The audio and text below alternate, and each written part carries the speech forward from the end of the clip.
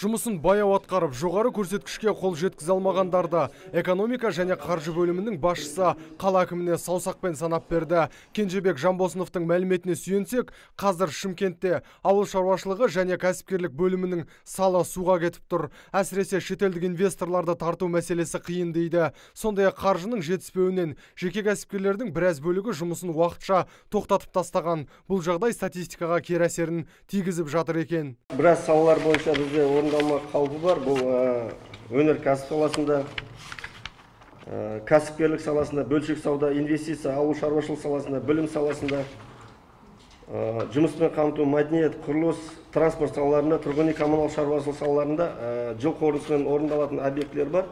Бірақ осыны қазіргі таңда талдау, 9 айдың қорытындысымен талдау жасалып, тиісті өзгерістер енгізу сұранамыз. Кенжебек Жанбосыновтың мәліметінен кейін қала әкімі айыпты болған қызметкерлерін жеке-жеке тұрғызып, сұрақтың астын алды. Таяқтың бір ұшы кәсіпкерлік және ауыл шаруашылығы саласына тиді. Ашуға мінген шаһар басшысы кінәні бір-біріне сілтеген басшыларға қатаң ескерту берді. Жыл соңына дейін көрсеткіш жоғарламаса, екі бөлімді біріктіремін деп басшыларда тығырыққа тіреді.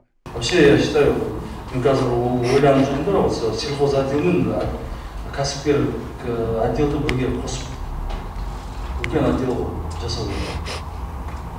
Потому что любое предпринимательство основано на земле. Вы ушли в свою ветеринарию, итпен мысықты атып жүрсеңіз, сол болып жұмыстарыңыз.